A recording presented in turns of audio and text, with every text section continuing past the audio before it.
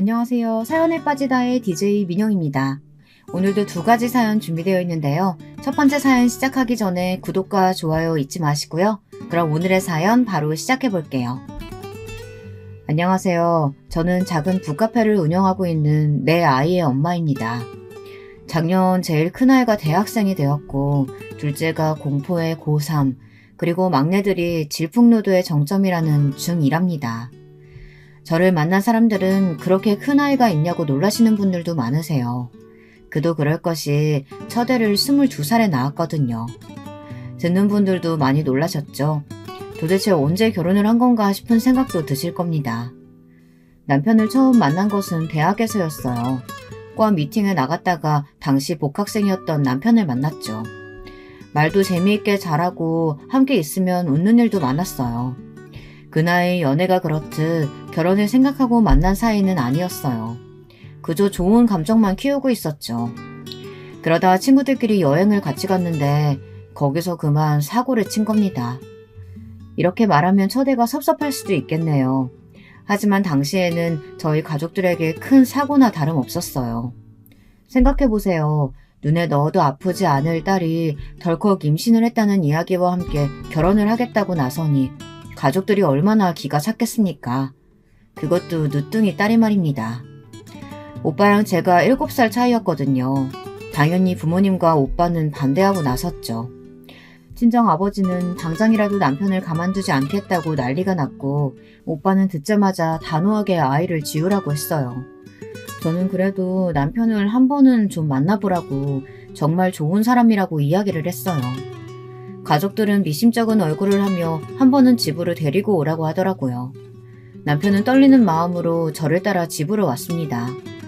남편은 입구에서부터 입을 떡하고 벌리더니 저더러 여기가 집이냐고 묻더라고요. 할아버지 때부터 살던 집이다 보니 겉에서 보기에는 규모가 좀 있었거든요. 남편이 집 안으로 들어오자마자 오빠와 부모님께서 기다리고 있었어요. 거기다 이모까지 오셔서는 흡사 네가 얼마나 잘났나 두고 보자 그런 눈빛으로 바라보고 있었죠. 얼굴이 화끈거리더라고요. 아무리 그래도 첫 인사를 온 사람을 그렇게 보다뇨. 아마 남편은 바늘방석에 앉아있는 기분이 아니었을까 싶어요. 눈에 레이저가 나올 것 같은 얼굴로 식탁에 앉아있는데 어느 누가 밥이 입으로 넘어가겠어요. 그렇게 환장할 첫 인사를 마치고 남편을 보내고 나서 저는 부모님께 너무했다고 화를 냈어요. 아무리 마음에 안 들어도 처음 인사 온 자리예요. 그런 얼굴로 보실 건 아니잖아요. 욕하고 쫓아내지 않은 것만으로도 다행인 줄 알아야지. 너는 도대체 뭘 보고 좋다고? 아이고, 내가 못 살아. 얼굴 딱 보니 너 고생길 훤하게 열리게 생겼는데 꼭 결혼을 해야겠어? 아직은 네 나이 어려. 그냥 포기하면 안 되겠니? 저는 어떻게 그런 말씀을 하실 수 있느냐고 화를 냈지만 친정 식구들은 눈 하나 깜빡하지 않았죠. 오히려 처음 이야기를 들었을 때보다도 더 격렬하게 반대를 하시더라고요. 우리 가족뿐만이 아니었어요. 지방에 있으신 이모까지 올라오신 것도 기가 차는 일인데 이모가 아예 앞장서서 남편을 욕하더라고요. 생긴 것을 봐도 뺀질거린다며 저런 인간이 결혼을 하면 마누라 고생시키는 관상이라고 하는데 괜히 울컥하더라고요. 저는 소리를 높여 저한테 잘해주는 좋은 사람이며 보이는 것이 전부는 아니라고 말했어요. 말 같지도 않은 소리. 그놈 관상이 딱 봐도 너만 죽어라 고생시킬 얼굴인데 왜 결혼을 하겠다고 난리야? 아버지야말로 이상한 소리 하지 마세요. 아니 반대 이유가 그럴싸해야 저도 수긍을 하죠. 고생시키게 생겼다니 그게 무슨 말이세요? 엄마 아빠 나이 되면 그런 것들도 보인다니까. 그리고 아직 대학 졸업도 안 했다며 미래가 있는 것도 아니잖아. 이렇게 창창한 나이에 네 공부도 있는데 무슨 생각으로 출산에 결혼이야. 결혼하고 아이 낳은 그 이후에도 충분히 공부 끝낼 수 있어요. 그리고 오빠도 대학 졸업하고 자기가 어떻게 할지 계획이 다 있다고요. 인생이 계획대로 풀리는 줄 알아? 입만 털고 있는 놈인지 누가 알아? 오빠가 그 일에 대해서 뭘 안다고 그렇게 말해. 한 번밖에 못 봤잖아. 찍어 먹어봐야 똥인지 된장인지 안다니? 다짜고짜 임신부터 시킨 놈이 무슨. 하긴 너나 그놈이나 도찐 개찐이지. 누구를 탓해. 똑같으니까 이런 사고나 생기지. 세상에 새파랗게 어린 것이 무슨 배짱으로 임신부터 했다는 소린지. 정말 천지가 개벽할 노릇이다. 무서울 정도의 가족 반대에도 남편은 태어냈어요. 오히려 괜찮다고 웃기만 하더라고요. 충분히 그럴 수 있는 상황이라고 하며 시간이 좀 필요한 일 아니겠냐며 속상해하는 저를 다독여 주었죠. 친정과는 다르게 시댁에서는 무척이나 저를 반겨주셨어요. 그러다 보니 친정 식구들의 맹렬한 반대는 철없는 저를 더 자극하는 것만 같았죠. 결국 죽어도 남편과 결혼하겠다고 우기던 저는 친정과 등을 지게 되었어요. 나 같아도 귀한 막내딸이 애가 져서 대학 졸업도 안 하고 결혼부터 한다 하면 싫다 하시지. 그러니 너무 속상해하지 말고 아기 낳고 키우다 보면 이해해 주시겠지.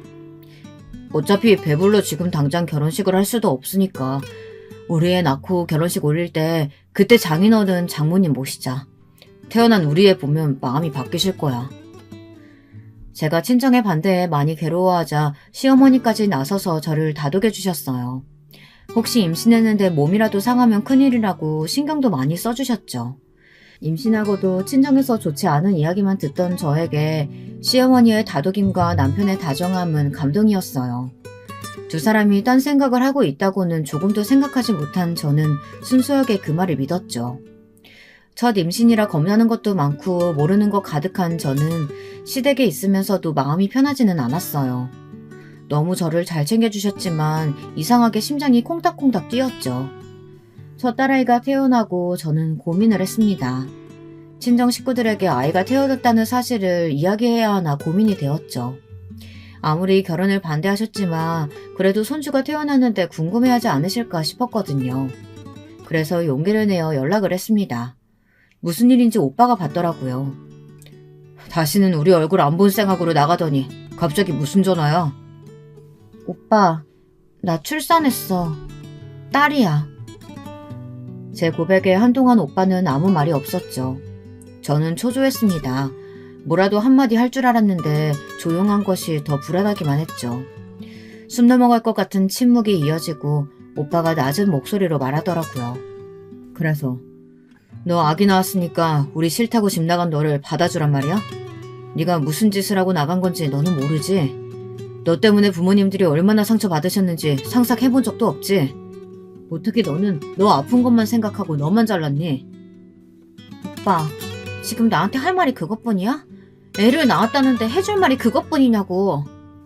그럼 무슨 소리 기대하고 전화했는데? 다 받아줄 테니 돌아오란 소리 기대했어? 지금 생각해보면 오빠도 눈물을 꾹꾹 눌러 참고 이야기를 했던 것 같아요. 나중에 알았지만 제가 애를 낳았다는 말에 혼자서 얼마나 힘들고 고생했을까 싶은 생각이 들어 울컥했던 마음을 가라앉히려고 부단히도 노력을 했다고 하더라고요. 그래서 말도 못하고 가만히 전화만 붙들고 있었다는 것을 한참 뒤에야 알았죠. 하지만 당시 전화기 너머로 듣고 있던 저는 너무도 냉담한 반응에 속상한 마음이 들었어요. 오빠의 마음 따위는 조금도 생각하지 못했죠. 그저 서운하고 원망 섞인 마음만 들어 오빠에게 앞으로 절대 연락하지 않을 테니 죽었다 생각하란 말만 남기고 전화를 확 끊어버렸답니다. 며칠 뒤 남편은 제게 친정에 전화를 했었느냐고 묻더군요. 솔직하게 오빠와 있었던 이야기를 했죠. 제 이야기를 듣고 난 남편은 거기서 그렇게 이야기를 하면 어떻게 하느냐고 화를 버럭 내더라고요. 너무 의외였어요. 연애부터 시작해서 그런 남편의 모습을 처음 봤거든요. 어안이 벙벙해서 멍하게 남편을 바라보았습니다. 이제 우리 딸도 태어났고 충분히 마음 풀리셨을 수도 있는데 그 잠깐을 못 참고 당신 사실은 저거랑 다른 이유로 문제 있었던 거 아니야? 듣기 싫은 말 듣더라도 잠깐이면 되는데. 나도 왜 처음에는 참으려고 했었어. 그런데 그렇게까지 화를 내시는데 그럼 거기다가 뭐라고 해. 손이 발이 되도록 빌었어야지. 무조건 잘못했다고 하고 빌었으면 되는 일을. 진짜 한심하게. 저는 남편의 말에 눈물이 날 것 같았어요. 물론 제가 잘못한 것도 많고 제가 빌었어야 하는 상황인 것도 맞지만 그래도 남편이 그런 말을 할 것이라고는 생각지도 못했거든요. 남편은 제가 울먹이며 고개를 돌리자 아차 싶었는지 갑자기 자신이 너무 심한 말을 한 것 같다며 미안하다고 급하게 사과를 하더군요. 그렇게까지 말할 생각은 아니었다면서 처가에 사위로 인정받고 싶은 마음이 컸기 때문이라고 미안하다는 말로 저를 달랬습니다. 저는 섭섭한 마음에 입을 꾹 다물었어요. 남편은 어떻게든 제 기분을 풀어주려고 애쓰더군요. 그때 눈치를 챘어야 했는데 눈치가 없던 저는 당시 왜 남편이 그렇게 화를 냈었는지에 대해 생각을 깊게 해보지 않았어요. 나중에 알았죠. 남편에게 다른 생각이 있었다는 사실을 말이에요. 육아를 시작한 저는 매일 잠도 이루지 못하고 혼자 있으면 자꾸 눈물만 나더라고요. 그러면서 문득 친정 어머니도 이런 마음으로 저를 기르셨구나 싶은 생각이 들었어요. 그리고 친정에 다시 전화를 걸고 싶은 충동이 들었습니다. 그런데 그 자존심이 뭐라고 죽은 줄 알라고 큰소리 쳤던 것이 기억나서 좀처럼 용기가 나지 않았습니다. 그렇게 고민을 하던 저는 그래도 잘 사는 모습으로 다시 전화를 드리자는 굳은 다짐을 하고 그 다음에는 복학해서 대학을 졸업할 계획을 세우기 시작했어요. 하지만 제 계획은 둘째 임신으로 산산조각이 났죠. 분명 조심한다고 했는데 둘째가 덜컥 들어섰더라고요. 그때는 저도 모르게 남편에게 화를 내기도 했어요. 복학해서 졸업할 생각이었는데 어떻게 하면 되느냐고요. 속상해하지 마. 우리 둘째까지 낳고 나면 처가에서도 더 이상은 뭐라 하시지 못하겠지. 그럼 우리 장인어른이랑 장모님한테 인사도 드리면 되잖아. 그럼 내 복학은? 졸업은? 나도 졸업하고 취직해야 하는데 또 이렇게 미루라고? 둘째 낳고 내년에 가면 되지. 그리고 그때면 처가에서도 우리를 인정해 주실 거고 한결 수월하게 애들 키울 수 있을 거야. 어처구니가 없었죠. 마치 남편의 이야기는 지금의 상황을 자신이 계획했다는 것처럼 들렸거든요. 당시에는 몰랐는데 돌이켜보면 피임을 했지만 남편의 계략이 있었던 것은 아닐까 싶어요. 하여튼 그렇게 저는 복학의 시기를 또다시 1년 미루면서 임신과 육아 괴로움에 몸부림치고 살고 있었죠. 그 와중에 남편은 취직 준비를 한다고 정신이 없어 그 누구에게도 답답한 제 마음을 털어놓지도 못했어요. 시어머니께서도 초반과는 180도 달라지셔서는 이거 해라 저거 해라 잔소리가 심하셨죠. 특히 제가 너무 서러웠던 것은 첫째가 올 때였어요. 저는 배는 불러와서 무거워 움직이는 것도 힘들어 죽겠는데 애가 울 때마다 시어머니께서 도대체 어떻게 해서 애가 우느냐고 짜증을 내시더라고요. 애가 밤낮으로 우는 소리 때문에 신경쇠약에 걸리실 것 같다고 엄마가 그렇게 애를 못 봐서 어떻게 둘이나 키우겠냐고 소리를 지르셨죠. 서대를 가지고 시댁으로 들어왔을 때는 그렇게 다정하게 행동하셨던 시어머니가 완전히 다른 사람이 된 것이나 다름없었습니다. 그 상황에서 남편이 제 편을 들어주느냐? 그것도 아니었어요. 남편은 애가 우는 소리 때문에 공부에 집중을 할 수 없다고 하면서 집에 좀처럼 들어오지를 않았어요. 주말에도 도서관에 가서 공부해야 한다고 이른 아침부터 나가서는 늦은 밤에나 들어왔죠. 그런데 더 웃긴 것은 진짜 도서관에 갔느냐? 그것은 또 아니라는 거죠. 저녁에 문자 오는 소리에 확인해보면 무슨 술집 이름이 찍힌 카드 안내 문자가 왔거든요. 진짜 너무 화가 나서 하루는 술에 잔뜩 취해 들어오는 남편에게 제정신이냐고 큰 소리를 쳤던 적도 있었어요. 그랬더니 듣고 계시던 시어머니께서 남자가 그럴 수도 있지 뭘 그렇게 따지느냐고 역으로 저를 혼내시는 바람에 그 뒤로는 말도 못했습니다. 둘째는 그래도 두 번째니 고생을 좀 덜하겠거니 생각했는데 전혀 아니더라고요. 오히려 어린아이 둘이다 보니 언제 어떻게 사고를 칠지 몰라 2배로 힘이 더 들었던 것 같아요. 이렇게 하다가는 복학이나 할 수 있을까 걱정이 될 정도였습니다. 그런데 걱정은 그것만 있는 게 아니었어요. 남편이 그렇게 열심히 취업 활동을 했지만 단 한 군데도 붙은 곳이 없었거든요. 서류에서 떨어진 곳이 대부분이고 서류 전형을 통과했다고 하더라도 면접에 가서 떨어졌죠. 남편은 자신이 붙을 것이라고 생각했는지 떨어질 때마다 화를 내고 술에 잔뜩 취해서 집에 들어오는 일이 많았어요. 솔직히 이야기를 하자면 취업 준비하는 남편을 보면서 저는 잘 될 수 없다고 생각했어요. 입으로만 준비를 했지 솔직히 개인 스펙을 쌓는 것처럼 보이지도 않았거든요. 토익 점수 올리기 위해 학원 다닌다고 등록은 했지만 제가 보기에는 제대로 다니는 것이 맞는지 의심스러웠어요. 너무 대기업만 노리지 말고 내실 좋은 중소기업도 좀 알아보고 그래요. 중소기업? 지금 나더러 어디 가서 명함도 못 내밀 그런 곳에 가라는 말이야? 그렇게 말하지 말고요. 다른 사람한테 자랑하려고 직장 구하는 건 아니잖아요. 당신 적성에 맞는 것을 찾아보는데 간판에 너무 집착하지는 말자는 그런 의미죠. 당신 말 되게 이상하게 한다. 뭐야, 지금 내가 주제도 모르고 대기업 욕심내고 있다는 말을 그 말을 하고 싶은 거야? 도대체 날 뭘로 보는 거야? 제 말에 남편이 길길이 뛰면서 화를 내더군요. 그리고는 자신의 진가를 못 알아보는 회사가 문제라고 이야기하는 남편을 보며 저는 문득 남편과 결혼하면 고생길이 열릴 것이라고 말한 친정 부모님의 얼굴이 떠올랐어요. 저는 무섭게 화를 내는 남편을 보면서 한숨만 내쉬었죠. 해가 바뀌고 남편은 갑자기 대학원으로 진학하겠다고 말했어요. 저는 무슨 대학원이냐고 반대를 했습니다.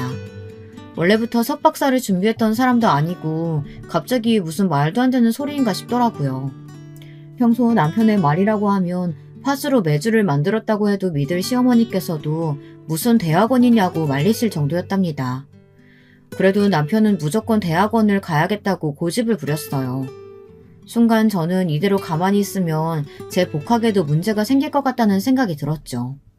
아니나 다를까 제가 대학 복학을 해야 하는데 둘 다 학교를 다니는 것은 힘들지 않겠느냐는 말에 남편은 저더러 꼭 대학을 가야 하느냐고 하더라고요. 저는 화가 치밀어 올랐지만 최대한 침착하게 말했습니다. 우리 약속이 있었잖아요.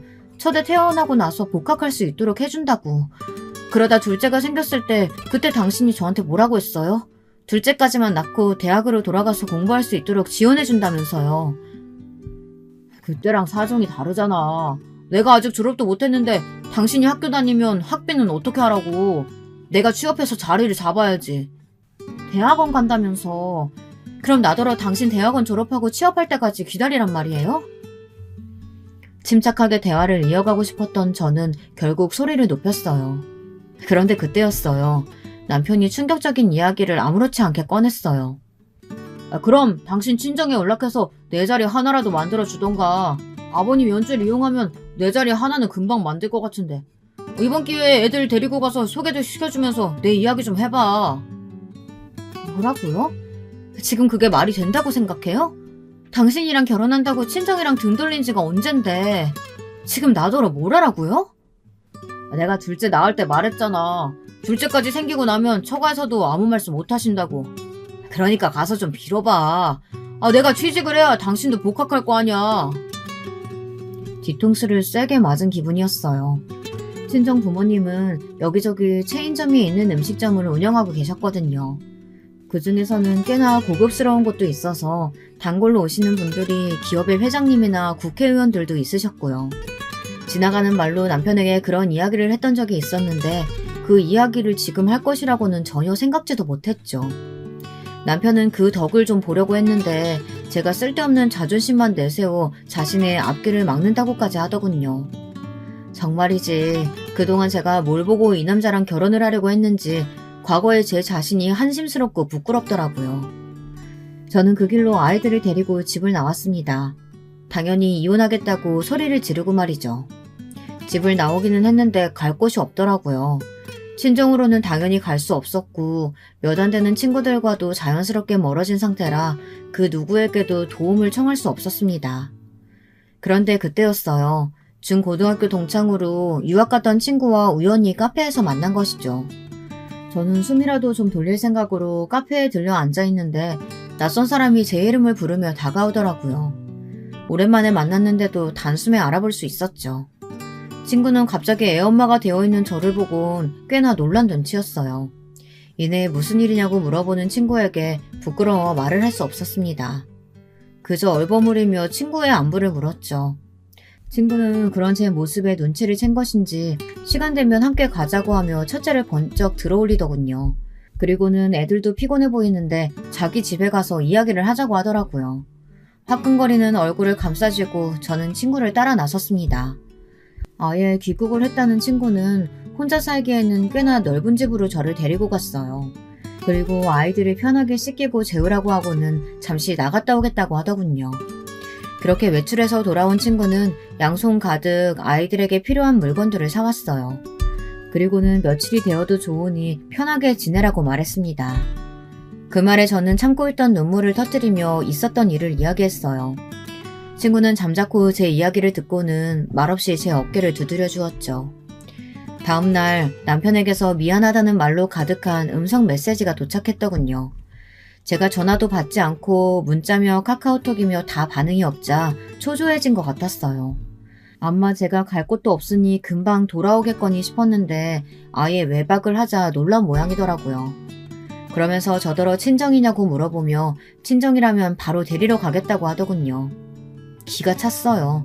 저는 친구와 함께 있다는 말과 함께 이혼 서류나 준비해두라고 말했죠. 남편은 자신이 잘못했다고 한 번만 용서해달라고 말했어요. 내가 당신 앞길을 막고 있다며. 나야말로 당신 때문에 인생이 틀어진 사람이야. 왜 이래? 그러니까 서로 헤어져서 각자 갈 길 가자고. 진짜 미안해. 내가 홧김에 실수했어. 내가 당신 하라는 대로 다 할게. 대학원 가지 말고 돈 벌어오라고 하면 돈 벌어올게. 그러니까 어서 집으로 돌아와. 어머니도 당신 찾고 난리도 아니야. 어머니께 말씀드려. 나는 상관없으니까. 그리고 이혼 서류 쓰면서 애들 양육은 내가 할 테니까 양육권은 상상조차 하지 마. 저는 그렇게 말하고 전화를 끊었죠. 얼마 뒤 이번에는 시어머니께서 전화가 오셔서는 제가 무슨 힘이 있어서 애들을 키울 수 있느냐고 하시더니 아무리 남편이 잘못을 했다고 해도 어디 여자가 집을 나가느냐고 소리를 지르시더군요. 저는 이혼할 것이라고 다시 말씀드렸고 시어머니께서는 이혼을 하더라도 애들은 두고 가라고 하셨어요. 자기네 핏줄을 남에게 맡길 수는 없다고 말이죠. 정말이지 무슨 막장 드라마도 아니고 이 상황이 뭔가 싶었습니다. 시어머니께서는 무능력한 저보다는 남편이 아이를 키우는 것이 맞지 않겠느냐고 큰소리치시며 법대로 해도 자신들이 유리하다고 하시더군요. 그러면서 지금도 늦지 않았으니 잘못했다고 하고 들어오면 모든 것을 용서해주겠다고 말하셨어요. 저는 남편과 알아서 정리할 테니 시어머니께서는 참견하지 마시라고 말하고는 전화를 끊어버렸죠. 정말 많은 생각을 했습니다. 시어머니의 무능력하다는 말이 제 심장을 찔렀죠. 확실히 제게는 남은 것이 아무것도 없었어요. 가진 돈도 얼마 남지 않은 상황이라 무엇 하나라도 시작할 수 있는 것이 없었죠. 애들을 뺏길 것 같은 공포가 머릿속에 가득했어요. 거기다 애들을 보고 있으니 괜히 이혼해서 애들을 아빠 없는 자식으로 만드는 것이 과연 옳은 일인가 고민이 되기도 했고요. 좋든 싫든 그래도 아빠인데 하고 말이죠. 아마 제 이야기를 듣고 계신 분들 중에는 저런 답답이가 다 있나 하시면서 한심해 하실 분들도 계시겠죠. 하지만 저는 그 문제가 이혼하겠다는 제 결심을 흔들고 있었답니다. 저의 이야기를 듣고 난 친구는 뜬금없이 남편에게 일자리를 소개시켜 주겠다고 말했어요. 갑자기 꺼낸 이야기에 저는 머릿속이 하얗게 변했죠. 친구는 남편이 일자리를 가지면 저와의 분란도 자연스럽게 소멸되고 그럼 제가 이혼에 대해 고민할 필요도 없지 않겠느냐고 하더군요. 그리고 진짜 이혼의 결심이 섰다면 대학 졸업해서 취직한 뒤에 해도 늦지 않는다고 말이죠. 지금 당장이 어렵다면 시간을 좀 벌라는 친구였어요. 저는 독특한 친구의 관점에 할 말을 잃었습니다. 하지만 이런 저와는 반대로 친구는 너무나도 평온하면서 확신에 찬 얼굴을 하고 있었죠. 겨우 정신을 차린 저는 그런 식으로 생각해도 되겠구나 싶었어요. 하지만 친구에게 신세를 더 이상 지고 싶지는 않았죠. 친구는 고작 일자리 하나에 제가 편할 수 있다면 문제가 되지 않는다고 말하며 괜찮다고 웃었어요. 저는 오랜만에 만나 이렇게까지 친절을 베풀어주는 친구에게 너무 미안해서 견딜 수가 없었어요. 너는 잊고 있을지 모르겠지만 나는 한 번도 잊은 적이 없었거든. 너는 몰랐겠지만 중학교 때 나 왕따 당했었어. 너 전학 오기 전까지. 그런데 너 전학 와서 다른 애들이 말리는데도 아무렇지 않게 나한테 다가와서 같이 밥 먹자고 해주고 같이 숙제하자고 하고. 너는 모를걸? 그게 얼마나 고마웠는지. 그때는 그냥 네 그림이 좋아서 너랑 친하게 지내고 싶었을 뿐이었어. 그래, 너는 그런 마음이었겠지만 나한테는 아니었어. 나 사실 그때 학교도 다 그만두고 싶었거든. 그런데 네가 있어서 버틸 수 있었어. 지금 이렇게 어엿한 디자이너로 살고 있는 것도 다 네 덕분이고. 저는 너무 과장해서 말하는 것 아니냐고 했지만 친구는 전혀 아니라고 하며 자신의 도움을 거절하지 말아달라고 했죠. 그렇게 친구의 도움으로 남편은 한 패션 브랜드의 공장에 취직할 수 있었어요. 낙하산으로 공장장이라는 명칭까지 달고 말이죠. 처음에 그 이야기를 들었을 때 남편은 심드렁하더니만 공장장 자리에 친구가 소개시켜준 곳이 대형 브랜드라는 것을 알고 나서는 얼굴이 싹 바뀌면서 제 앞에 무릎까지 꿇어가며 미안하다고 사과를 하더라고요. 속으로 참 가벼운 무릎이구나 생각하며 저는 남편의 사과를 받아들이는 척 했어요. 하지만 친구의 말처럼 언젠가 제가 능력만 되면 이혼해버리겠다고 다짐했죠. 다시 집으로 돌아가는 날, 친구는 제게 더 늦기 전에 친정에 연락을 하라고 말했어요. 더 늦어버리면 나중에 후회할 일이 많아진다고 말이죠. 이날의 이 충고를 저는 평생에 걸쳐 후회하고 또 후회했답니다. 시댁으로 돌아온 저는 남편의 직장이 멀리 있다는 핑계를 삼아 독립을 하자고 말했어요. 다행히 그 회사에서는 사택을 제공하고 있더라고요. 남편 역시 그게 좋겠다고 말했죠. 더 다행인 점이 있다면 사택이 제가 복학하려는 대학과도 가까웠답니다. 다음에 남편이 취직을 하고 저는 바로 복학을 했어요. 아이들은 남편 회사의 어린이집에 맡겨두고 정말 미친 듯이 공부만 했어요. 남편과는 자연스럽게 대면대면한 사이가 되었죠. 그렇게 저는 대학 졸업반이 되었고 취업 준비도 자연스럽게 시작했답니다. 남편은 그런 저를 보면서 취직이 쉬운 것이 아니라며 차라리 사택 근처에서 알바 자리나 알아보는 것이 어떻겠느냐고 말했지만 저는 이혼을 생각하며 이를 악물고 악착같이 덤벼들었어요. 덕분인지 몇 군데 면접을 보러 오라는 연락을 받았고 결국에는 취업에 성공할 수 있었답니다. 그것도 대기업에 말이죠. 사실 애도 있고 해서 성공할 것이라고는 전혀 기대하지 않았거든요. 그저 경험 삼아 넣어보자 정도였는데 붙어버릴 줄은 몰랐죠. 진짜 얼마나 기뻤는지 말로 다 표현하기 힘들 정도였어요.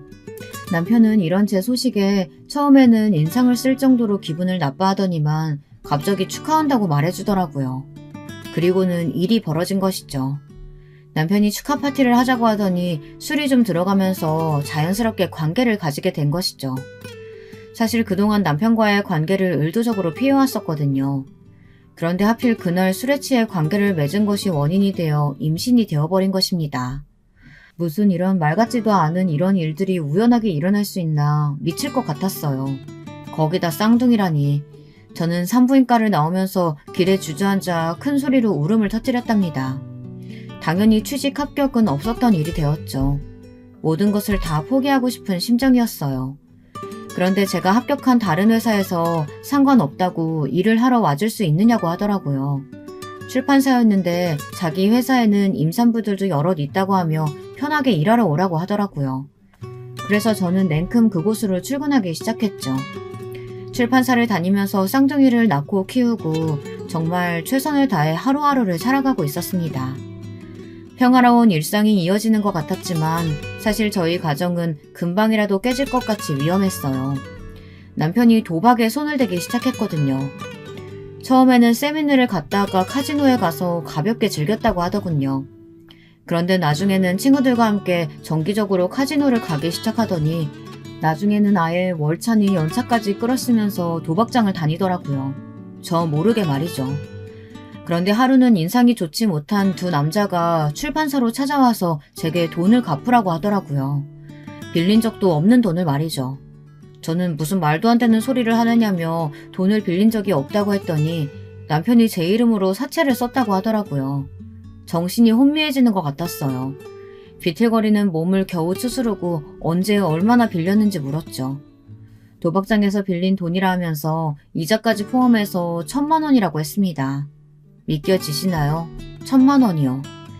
20평대 사택에서 내 아이들과 북적거리며 살고 있는 가정의 가장이 도박장에서 1,000만 원의 빚을 지고도 그 돈을 아내 명의로 빌렸다는 사실이 있을 수 있는 일이겠습니까?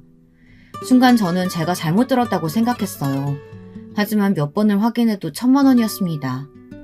저는 제가 빌린 돈이 아니라 갚을 수 없다고 말했지만 두 사람은 명의가 저로 되어 있는 이상 어쩔 수 없다고 하더군요. 그러면서 아무래도 전혀 모르는 눈치니 오늘은 이만 가보겠지만 다음에는 이렇게 정중하게 물러나지 않을 것이라고 경고도 하고요. 저는 두 사람이 가고 나서도 한참을 그 자리에 앉아 있었습니다.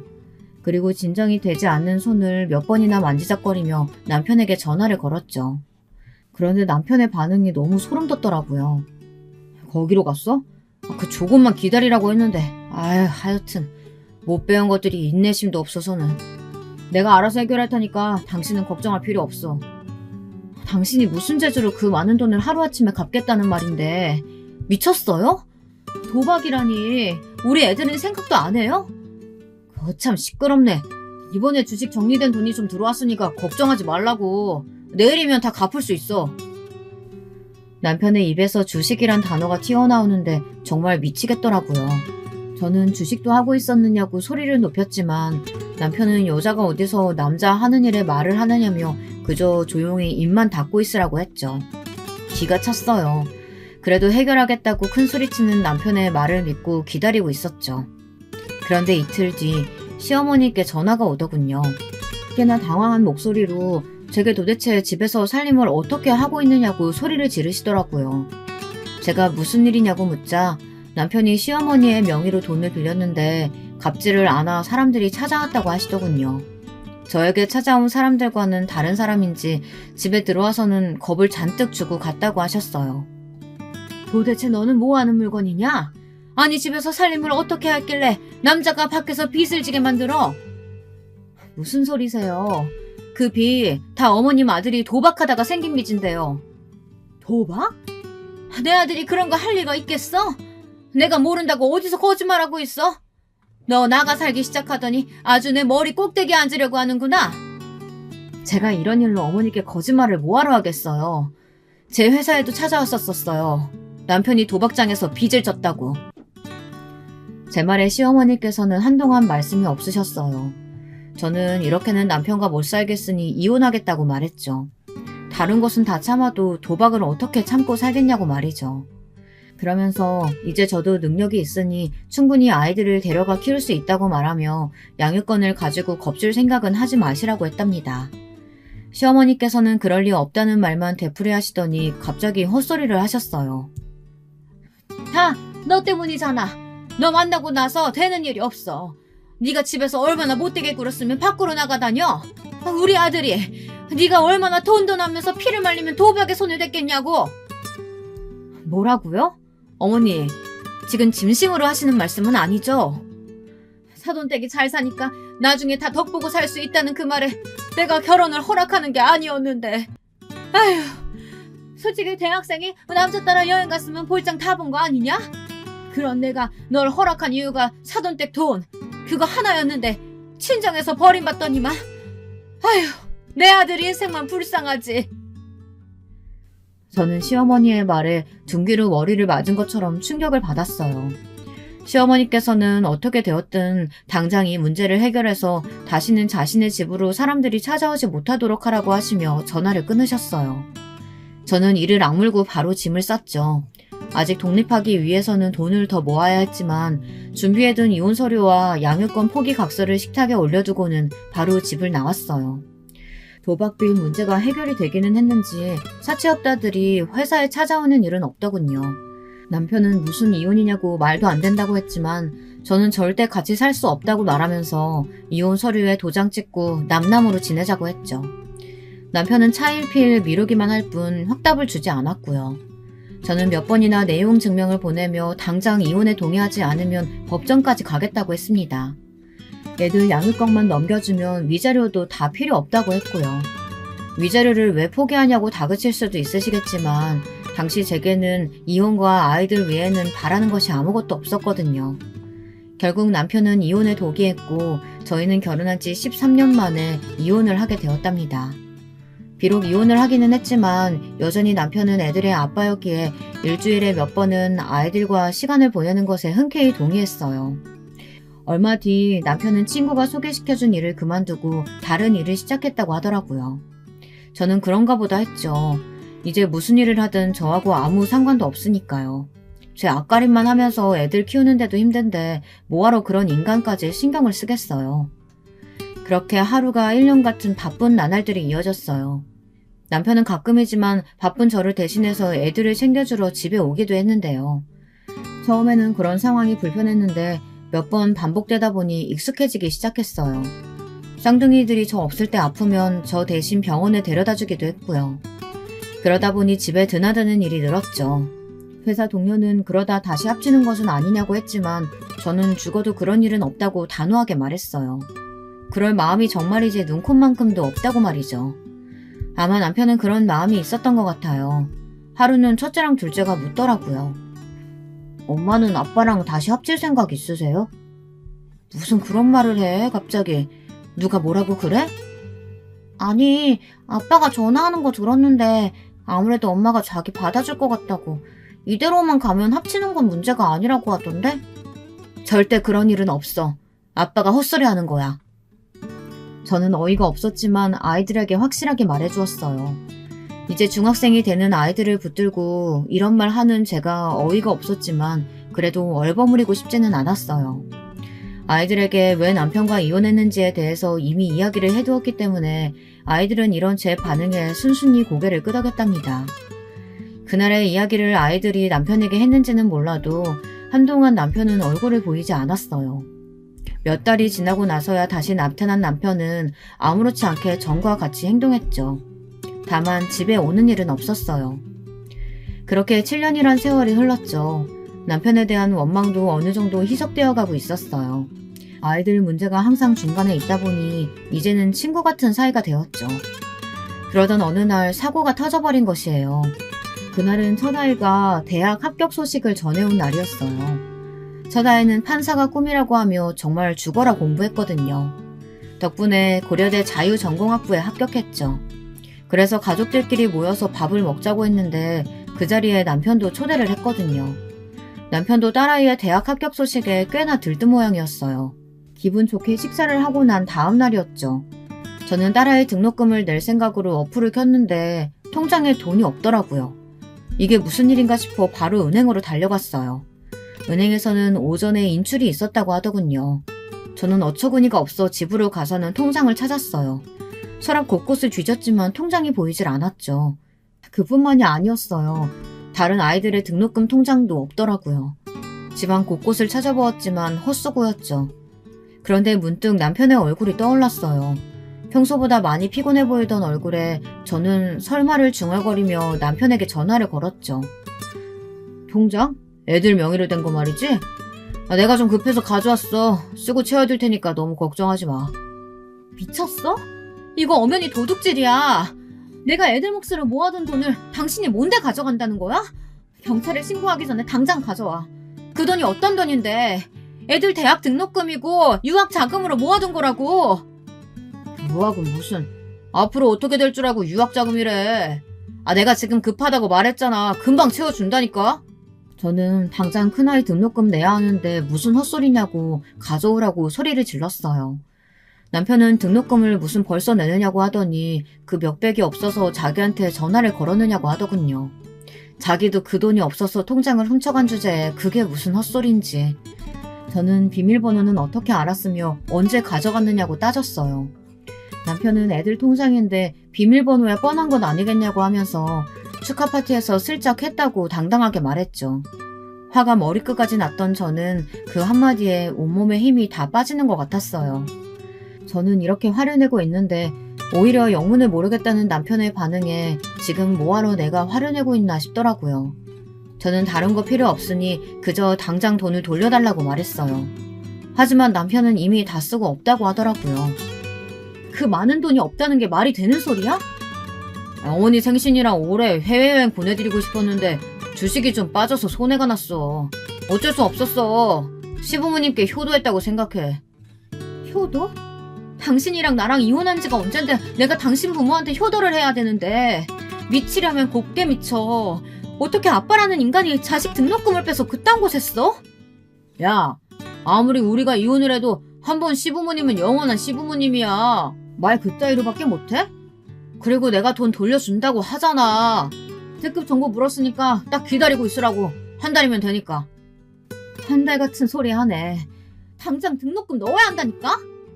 남편은 그런 저에게 사채를 좀 빌려 쓰고 있으라고 하더니 작전이 잘 먹혀 들어가면 자신이 가져간 돈의 몇 배는 돌려받을 수 있다며 시끄럽게 하지 말고 전화를 끊으라고 하더라고요.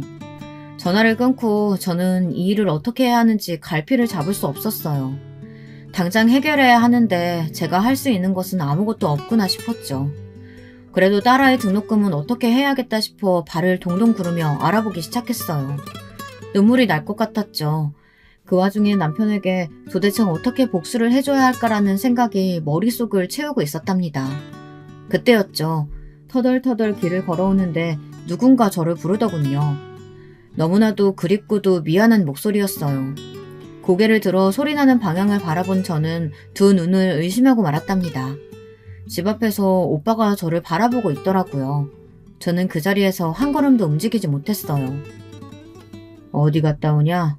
한참은 기다렸는데. 여길 어떻게 알고? 네 친구가 연락했더구나. 너한테 큰 문제가 생겼는데 아무래도 내 도움이 필요할 것 같다고. 저는 할 말을 잃고 가만히 발끝만 바라보았어요. 제가 무슨 얼굴로 오빠를 마주할 수 있겠어요.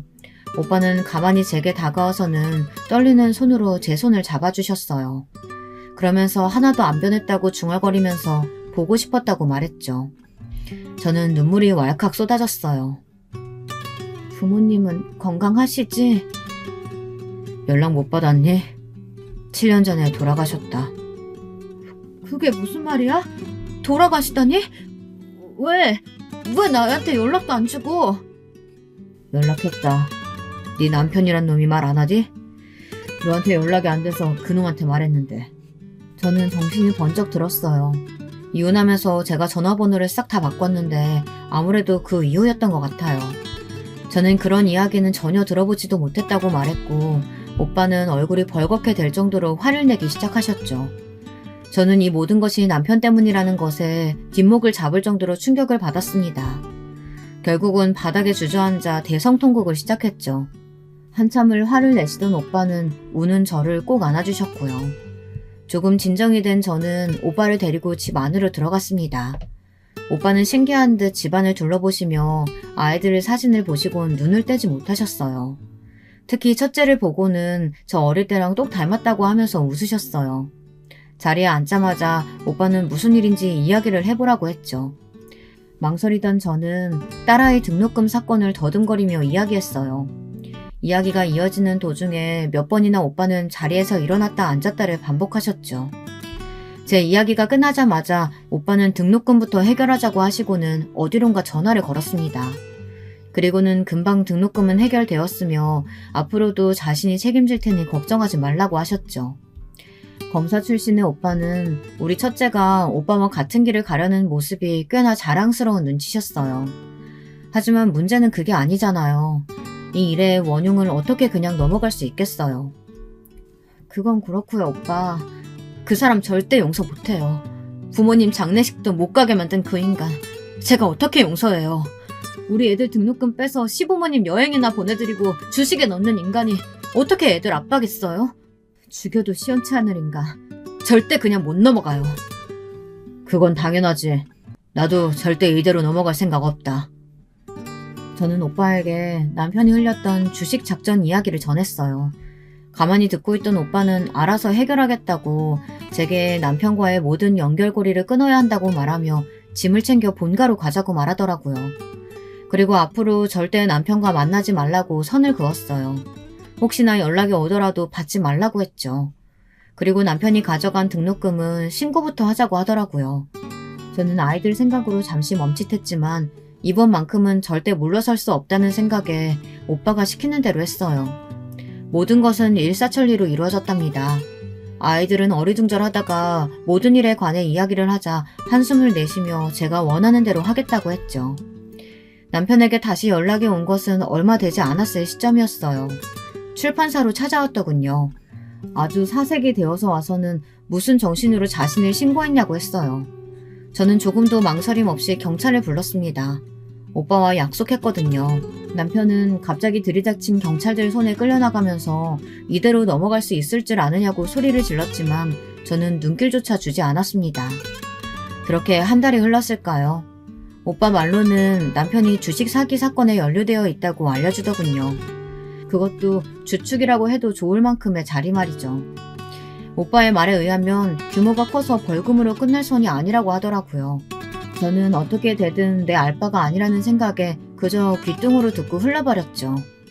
하지만 시어머니가 회사에 나타났을 때는 저도 더 이상은 참을 수 없었어요. 핏줄 그렇게 자랑하시더니만 손주들 등록금으로 여행 다녀오신 기분이 어떠신가요? 고작 그 이유로 내 아들 신고했어? 그 몇 푼 된다고? 너랑 엮여서 그 고생을 했는데 여행 한번 못 보내준단 말이냐? 고생은 제가 했죠. 그놈 만나서 제 인생이 얼마나 꼬였는데요. 그리고 제가 뭐라고 효도를 해요.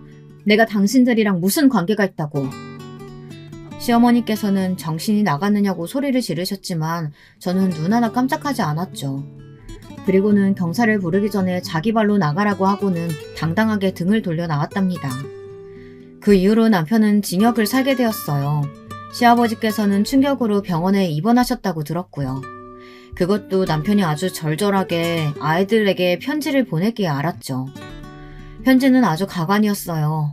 얼마나 아이들을 사랑하는지, 그리고 자신이 지금 곤란한 상황에 빠진 것이 다 저 때문이라는 설명과 함께 외삼촌에게 말해 자신을 꺼내달라는 부탁도 적혀있더군요. 저도 어이가 없었지만 아이들도 마찬가지였나 보더라고요. 쌍둥이가 됐든 앞으로 자신들 인생에는 아빠라는 존재는 없다고 단호하게 말하며 답장조차 쓰지 않더라고요. 그 뒤로도 몇 번이고 연락이 더 오기는 했지만 아이들은 아예 반응조차 보이질 않았죠. 남편 일이 있고 나서 저는 출판사를 그만두고 북카페를 오픈했어요. 그러면서 공부하고 싶었던 것들을 다시 시도하기도 했죠. 비록 저의 청춘은 그놈 때문에 얼룩졌지만 그래도 사랑스러운 아이들을 만났고 그 덕분에 버티고 살아온 세월도 있으니까 더 이상은 후회하지 않으려고요. 끝까지 제 이야기 들어주셔서 정말 감사드립니다.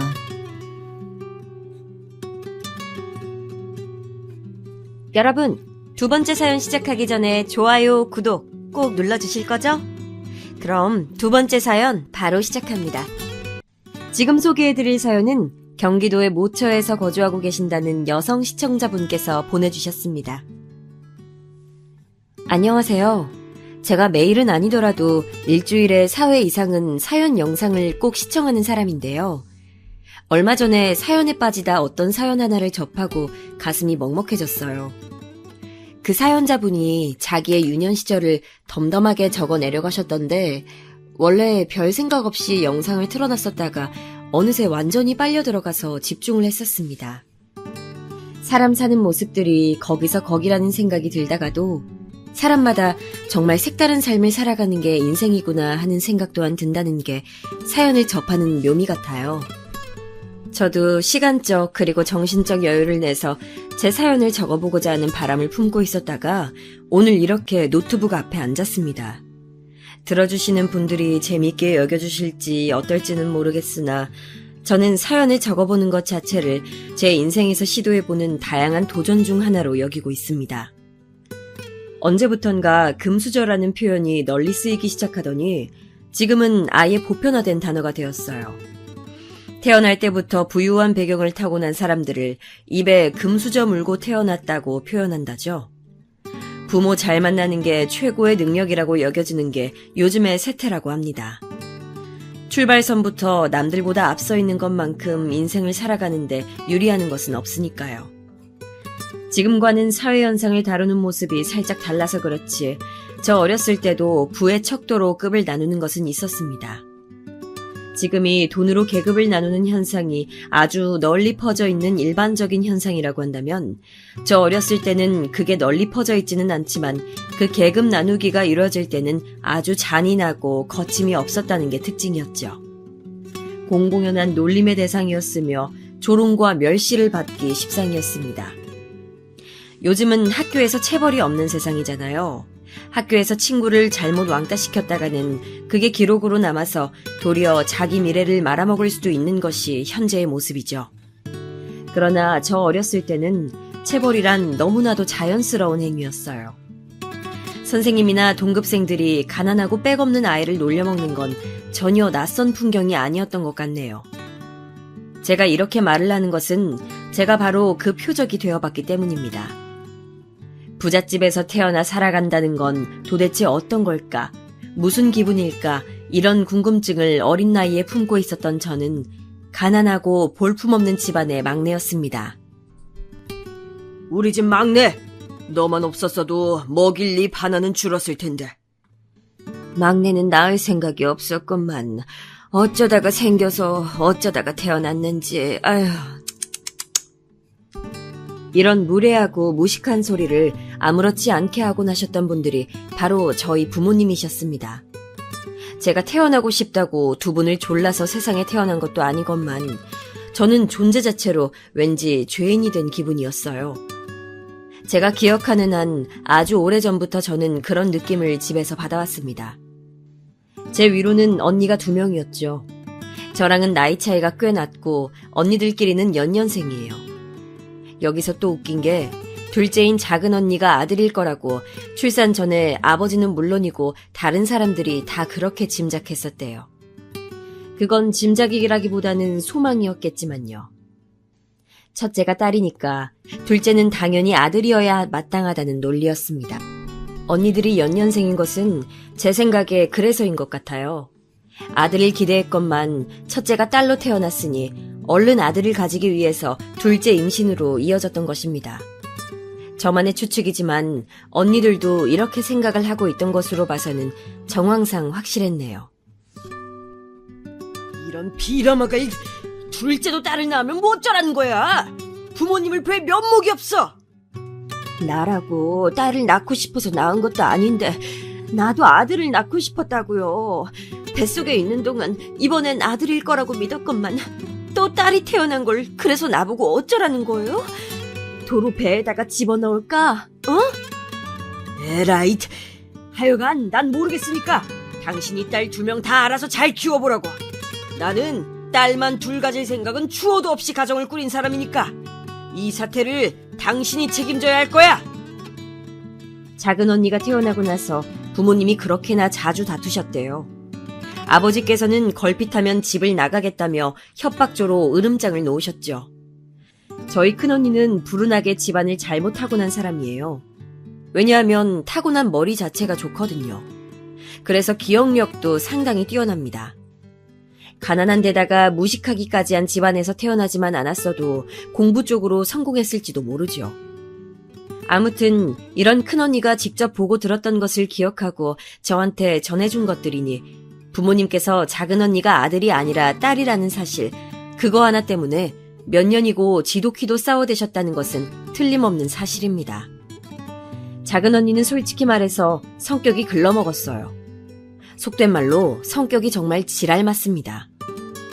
저는 그래서 어릴 적부터 작은 언니를 굉장히 무서워하면서도 동시에 싫어했는데 부모님께서 작은 언니를 두고 설왕설래를 해가시며 자주 싸우셨다는 비화를 나중에 알고서는 그때부터는 작은 언니를 덜 싫어하게 됐었죠. 모르긴 몰라도 부모님의 그 무례하기 짝이 없는 언사가 작은 언니의 성격을 더럽힌 게 분명해 보였거든요. 그런 환경에 놓이지만 않았다면 그놈의 너는 왜 딸로 태어났냐, 아들이길 바랐는데 라는 말만 지겹게 듣지만 않았다면 작은 언니는 제법 착하고 괜찮은 사람으로 자라났을지도 모를 일입니다. 작은 언니가 다 크고 나서 어느 날 술주정을 실컷 하고 계셨던 아버지한테 그랬어요. 술 좀 그만 쳐드세요. 가뜩이나 막 떼어 먹으신 분이 술까지 그렇게 드셔서 뇌세포가 남아나질 않게 되면 어떡해요? 자식들은 그런 부친 따위 부양할 능력 없으니까 알아서 정도껏 망가지시죠. 너 지금 뭐라고 짓거렸어? 계집애 주제에 나이만 차서는 쓸데없이 혓바닥만 길어졌구나. 네가 아들로 태어났어야 했는데 그때 하필 딸로 태어나는 바람에 우리 집안에 마가 꼈어. 너는 항상 주변을 부정타게 만든다고. 이 쓸모없는 계집딸 같으니. 아버지는 참 개소리를 다채롭게 하시는 재주가 있으세요. 제가 왜 아들이 아니라 딸로 태어났냐고요? 그건 바로 아버지 때문이죠. 자식의 성별을 결정짓는 것은 남자 쪽이니까요. 그런데도 옛날부터 엄마를 그렇게나 원망하면서 구박해대셨죠? 하여간에 무식해도 그렇게까지 무식할 수가 있나?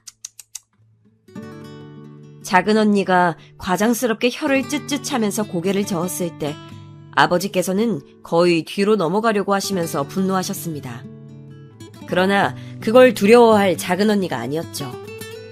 아버지가 휘어잡고 당신의 뜻대로 다루기엔 이미 작은 언니가 너무나도 많이 커버린 뒤였습니다. 작은 언니가 자식 성별을 결정짓는 요소를 아버지 앞에서 터뜨린 이후에 웃기게도 집안에 변화가 일어났었던 것 같아요. 우선 엄마가 새삼 당당해지셔선 고개를 빳빳하게 쳐들고 다니신 게 있었네요. 그때까진 엄마는 당신의 탓으로 딸만 줄줄이 셋 낳았다고 생각하고 계셨거든요. 그런데 그게 아니었던 걸 알게 되신 이후로 어딘가 격양돼 보이셨죠. 저는 다 커서 그런 지식까지 습득한 작은 언니가 대단해 보였습니다. 고등학교도 간신히 나온 주제에 그런 건 어떻게 알고 있나 싶었네요. 작업반장 이모가 알려주시더라. 그 이모의 조카가 서울대 다닌다잖아. 엘리트가 알려준 정보니까 정확하겠지. 아, 그랬구나. 아무튼 언니 대단하다. 아버지 앞에서 기죽지 않고 할 말 다 아는 사람은 언니뿐이야. 친척들이 혹시 아버지 무서워한다고 생각하는 건 아니지? 야, 똥이 무서워서 피하냐? 더러워서 피하지. 전부 다 못 배우고 가난한 사람들밖에 없는 양가 집안이지만 그럼에도 그 안에서 가장 질이 나쁜 사람이 누구다? 바로 우리 아버지다. 그러니까 다들 상종하기 싫어하는 거야. 너는 그냥 아버지 생각 자체를 하지 말고 최대한 무시하면서 공부나 해. 내가 보니까 우리 집은 너 아니면 가망 없다. 그런데 언니, 나는 그래봤자 성적이 늘 반에서 중간밖에 안 가는데. 바닥을 기는 것도 아니고 중간이면 해볼만 하지. 너 쓸데없는 데 관심 갖지 말고 무조건 공부나 해. 알았어? 언니들은 공부와 담을 쌓고 살았으면서 왜 저한테만 공부를 강요했던 것인지 그때는 미처 알지 못했었죠. 큰언니는 머리가 제법 좋았고 공부도 꽤 했었지만 집안의 형편이 너무나도 안 좋았기에 일찌감치 대학의 꿈은 접어두었으며 무작정 돈을 벌기 위해 사회생활에 뛰어들었다는 사실을요. 그리고 어렸을 때부터 안 들어도 될 모진 소리를 다 들어가며 커버린 작은 언니는 공부에 온전히 집중할 성정도 아니었고 역시나 큰언니처럼 마찬가지로 가난한 집구석의 환멸을 느끼고 있었기 때문에 무조건 돈을 쫓고자 하였습니다. 그랬던 언니들은 막둥이인 저를 보면서 너만은 다르게 살길이라는 소망을 품어주었죠. 지금 생각해보면 정말 고마운 것이었는데 당시에는 그런 깊은 뜻을 몰랐었다는 게 천추의 한입니다. 제가 태어났을 때 이미 언니들은 학교를 다니고 있었어요. 언니들이 저를 업어 키우다시피 하였습니다. 뒤늦게 가진 자식이 또 딸인데다가 가난을 헤쳐갈 방도 따위는 보이지 않는 상황이었던 탓에 부모님께서는 저의 탄생을 반기지 않아 하셨어요. 언니들이 없었다면 저는 영양실조를 앓는 아이가 되었을 것입니다. 처음에 부모님으로부터 너는 굳이 안 태어났어도 됐다. 괜히 태어나는 바람에 서로한테 좋지 않은 상황이 됐네. 이런 소리를 들었을 때는 충격이 컸고 엄청난 상처가 되었지만 나중에는 면역이 되었습니다.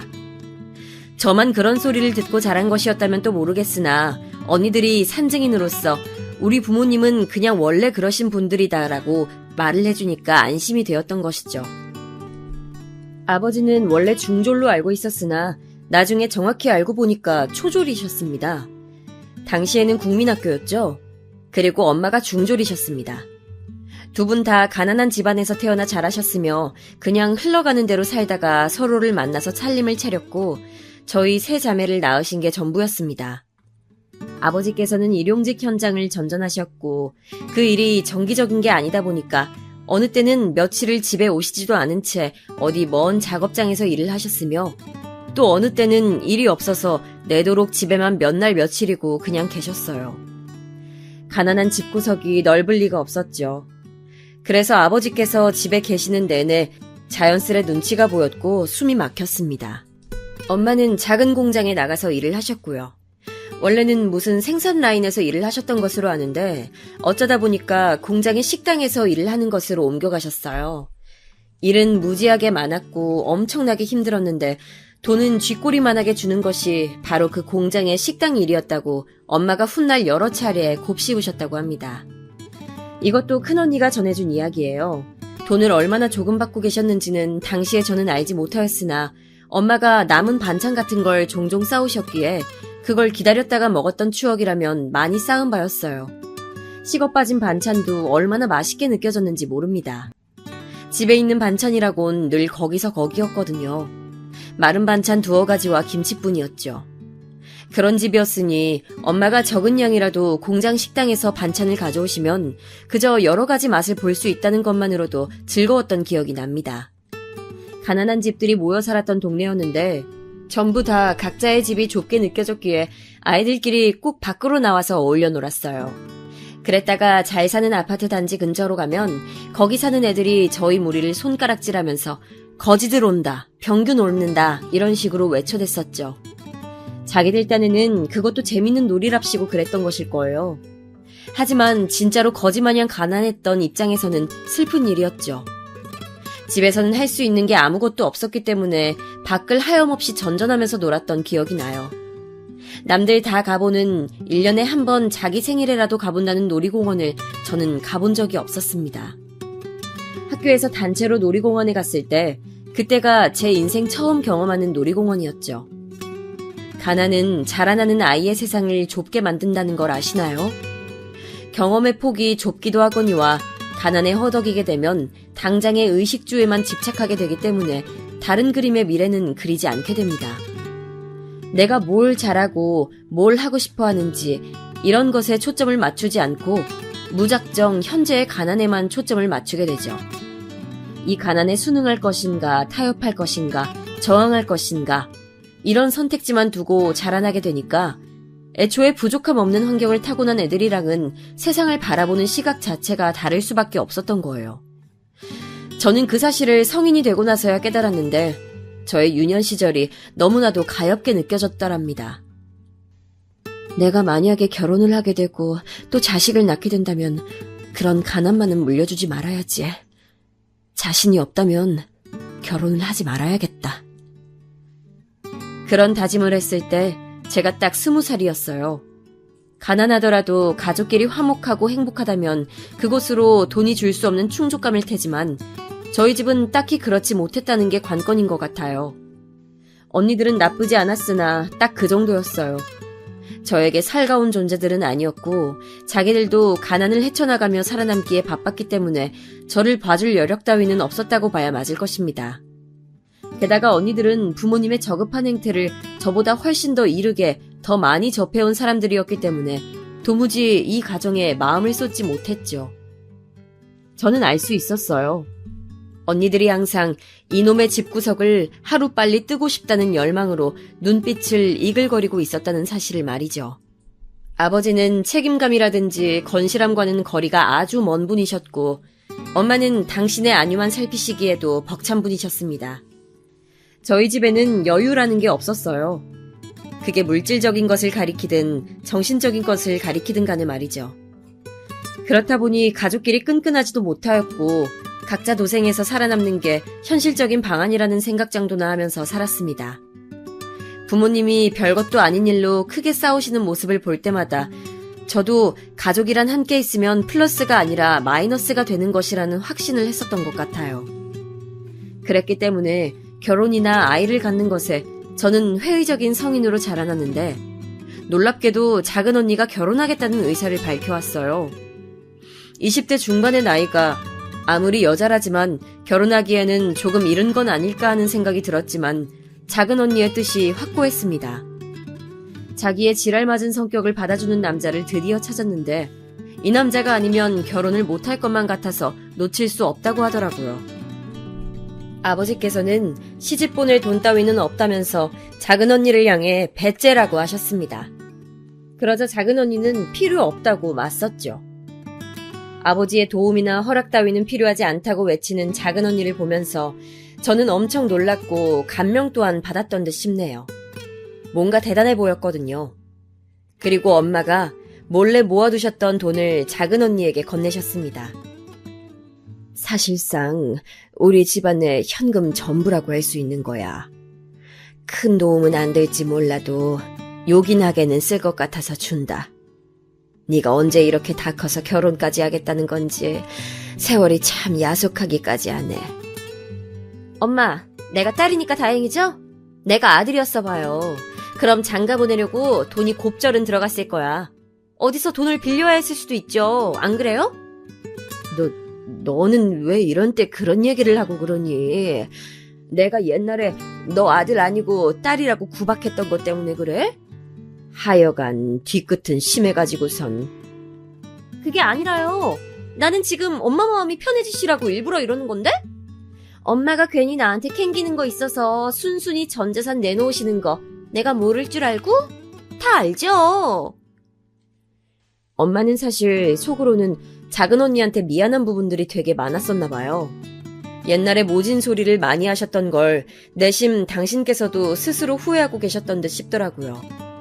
작은 언니가 너스레를 떠니까 엄마는 민망해하면서 화제를 돌렸지만 그런 기색이란 걸 알아차릴 수 있었습니다. 그럼 혹시 엄마가 나한테도 미안해하고 있을까? 나한테 태어나지 않았어도 좋았을 뻔했다고 그런 말들을 하셨던 것도 후회하고 있을까? 어쩌면 엄마가 나한테 사과하고 싶으실지도 몰라. 저는 작은 언니가 결혼할 때 생전 처음으로 끈끈한 가족애 같은 걸 실감해봤어요. 자라면서 지독한 가난 때문에 당한 수모가 안팎으로 많았었는데 그래서 엄마와도 사이가 대면대면한 모녀지간이었거든요. 그렇지만 엄마가 과거를 후회하고 계신다면 저는 기꺼이 그 마음에 응답하고 싶다는 생각이 들었습니다. 가족은 자주 안 부딪힐수록 좋고 말을 안 섞을수록 사이가 좋다는 확신을 가지고 살아온 제가 사고방식을 조금 달리하게 된 순간이었죠. 작은 언니는 저희 집보다 경제적인 수준이 약간 나은 집안에 시집을 갔습니다. 작은 형부는 공장에 다니고 계신 분이었는데 알고 보니까 그 공장이 작은 형부의 먼 친척 어르신 것이었어요. 나름의 빽이 있었다고 봐야겠죠. 작은 언니보다 4살이 많았으나 거의 동갑처럼 보였어요. 외모뿐만 아니라 행동하는 것도 그랬습니다. 작은 언니한테 거의 쩔쩔매고 끌려가는 작은 형부의 면모를 보면서 사람 인연이라는 게 반드시 존재하나 보다 이런 느낌을 받았더랬죠. 작은 언니의 말 맞다나 작은 형부 같은 사람이 아니면 그 다혈질 성격을 받아줄 남자는 거의 없을 것 같았거든요. 작은 언니가 무사히 결혼 생활을 시작한 이후 저는 엄마와 태어나서 처음으로 깊은 주제의 대화를 나눴습니다. 과거에 있었던 일들, 서로의 가슴에 비수를 꽂는 말을 했었던 사건이며 각종의 것들을 다 끄집어내서 엄마와 오랜 대화를 나누어 봤어요. 마주보고 앉아서 가족 얘기를 하는 것은 그때가 정말이지 처음이었습니다. 그만큼 소통이 단절되어 살아온 관계였었거든요. 사실은 가난보다도 힘들었던 것은 부모님이 나란 존재를 반겨주고 있지 않다는 걸 알게 되었다는 것이었죠. 제가 그렇게 털어놓았을 때 엄마가 우셨어요. 그리고는 저에게 미안하다고 하셨죠. 저는 제가 평생을 이 순간을 기다리면서 살아왔다는 걸 알게 되었습니다. 왜냐하면 엄마의 눈물을 보고 엄마의 사과를 받은 순간 제 모든 과거의 순간이 어둡고 침침했던 흑백에서 선명한 컬러로 전환이 되더라고요. 저도 엉엉 울면서 엄마를 무시하며 못되게 굴었던 순간들의 저를 털어놓으며 정식으로 사과를 드렸습니다. 입 밖으로 꺼내고 나니까 왜 그렇게 후련하던지요. 엄마와 편안한 모녀관계가 된 이후에 그 변화에 참여한 것은 큰언니였어요. 똑똑했기 때문에 그만큼 서러움도 많이 끌어안고 살아야만 했던 사람이 바로 큰언니였습니다. 엄마는 용기를 내어 큰언니에게 먼저 손을 내미셨고 그것이 진심 어린 마음이라는 것을 안 큰언니도 그 손을 맞잡아 주었어요. 결혼한 작은 언니는 자기 짝을 만나서인지 형편이 넉넉하거나 말거나 상관없이 잘 지내더라고요. 그토록 가난을 벗어나고 싶어 했던 사람이 바로 작은 언니였건만 그런 야망도 접어두고 결혼할 정도라면 작은 형부가 진심으로 마음에 들었던 것 같아요. 그 모습을 보면서 저도 결혼이란 것에 호기심을 가지게 되었던 듯 싶습니다. 엄마, 큰언니, 저 이렇게 모녀들끼리는 점차 잘 지내게 됐어요. 좋은 현상이었지만 이 모습을 달갑지 않게 바라보는 시선도 있었습니다. 바로 저희 아버지셨죠. 놀고들 자빠졌다. 세상 천지에 뭐 좋은 일이 하나라도 있다고 그렇게들 태평하게 입고 난리야. 하여간 볼썽 사나운 여자들 같으니라고. 죄다 부정 타는 기운들을 끌고 다닌다고. 에라이 재수없는 여자들. 저희 세 모녀를 두고 아버지께서는 그렇게 말씀하셨지만 정작 재수가 없으신 분은 공교롭게도 아버지셨답니다. 제가 22살 때였어요. 아버지께서는 술독에 빠져 사셨고 그 아무도 말릴 수 없는 존재였는데 어느 날 취기가 잔뜩 오른 상태에서 어떤 사람과 시비가 붙으셨던 것입니다. 그냥 지나가던 행인이었다는데 아버지께서 먼저 시비를 거신 건지 어쩐 건지는 솔직히 진위 여부를 몰라요. 아무튼 그 사람과 크게 시비가 붙어서 주먹 다짐이 오갔는데 평생에 가난하였고 궁핍함에 시달렸으며 나이가 들수록 고주망태가 되어가신 분이 체격이 좋으면 얼마나 좋았고 싸움을 잘하면 얼마나 잘했겠나요. 평소에는 항상 돈 없다는 말을 입에 달고 사시면서 병원 근처에는 얼씬도 안 하는 분이셨으나 크게 다치시는 바람에 별 수 없이 병원 신세를 지게 되셨습니다. 그때 놀라운 일이 벌어졌어요. 저희 아버지께서 아프다고 말씀하시는 걸 듣던 어느 간호사분께서 문득 뭔가 이상하다는 느낌을 받으셨다고 합니다. 그래서 혼자 생각만 하시다가 아버지의 퇴원을 하루 앞둔 날에 엄마랑 저한테 다가오셔서 말씀을 해주셨던 거예요. 웬만하면 정밀검사를 따로 받아보시는 게 어떻겠냐고 말이죠. 아버지께서 하도 돈이 없다고 먹고 죽을래도 돈은 없다고 하시면서 병원 놈들은 전부 돈독이 오른 도둑놈들이라고 하시면서 추가 검사를 안 받으신 상태였거든요. 그냥 눈에 보이는 상처들을 치료하고 소독하고 입원하면서 잠시 심신을 달랜 정도였죠. 그런데 그 병실 담당 간호사분께서 그렇게 말씀하시니까 엄마는 덜컥 겁이 나셨던 것입니다. 평생을 아버지로부터 시달려 오신 분이었으나 결코 모질어지실 수가 없었나 봐요. 빚을 내서라도 아버지의 정밀검사를 해드려야겠다고 엄마는 그렇게 말씀하셨고 저는 따를 수밖에 없었네요. 아버지를 설득해서 간신히 각종 검사를 받았는데 정말 놀랍게도 아버지의 건강 상태가 몹시 안 좋다는 사실이 밝혀졌습니다. 어느 정도였냐고 하면 진료실의 의사가 말하기를 큰 병원에 가보셔야겠다고 단적으로 권장을 할 정도였습니다. 심각하단 얘기였죠. 그 길로 검사 결과를 가지고 대학병원을 갔어요. 이렇게 큰 병원에서는 돈이 얼마나 들지 하는 걱정이 앞섰던 것은 사실이네요. 부끄럽지만 그랬습니다. 하지만 그런 감상은 아버지가 받으신 시한부 선고 앞에서 모두 사그러들었습니다. 내가 가망이 없는 상태라고? 그럴 리가 없어. 내가 이럴 줄 알았지. 이 돈독에 오른 놈들, 순 돌팔이 놈들. 그렇게 말하고 돈을 뜯어갈 셈이겠지. 내가 그 수를 못 읽었을 줄 알고 가망이 없다고 말해놓고서는 값비싼 치료 방식을 내밀 거란 거 내가 다 알고 있어. 아버지께서는 코웃음을 치셨지만 그런다고 해서 현실이 바뀌는 것은 아니었습니다. 의료진이 사뭇 진지한 얼굴로 사안을 직접 전달하러 아버지를 찾았을 때 그제서야 아버지께서는 상황을 인지하시고 표정을 바꾸셨죠. 저는 태어나서 그렇게 절망에 빠진 아버지의 표정을 그때 처음 보았습니다. 아버지께서는 아무렇게나 사신 분이셨으나 삶에 대한 애착만큼은 강한 분이셨어요. 그 사실을 당신의 마지막 시간을 보내고 계셨던 아버지를 지켜보면서 깨달을 수 있었죠. 더 살고 싶어 하셨습니다. 이렇듯 허망하게 생을 마감할 수는 없다며 몸부림을 치셨습니다. 그러나 그럴수록 얼마 남지 않은 여명이 아버지의 숨통을 조여왔어요.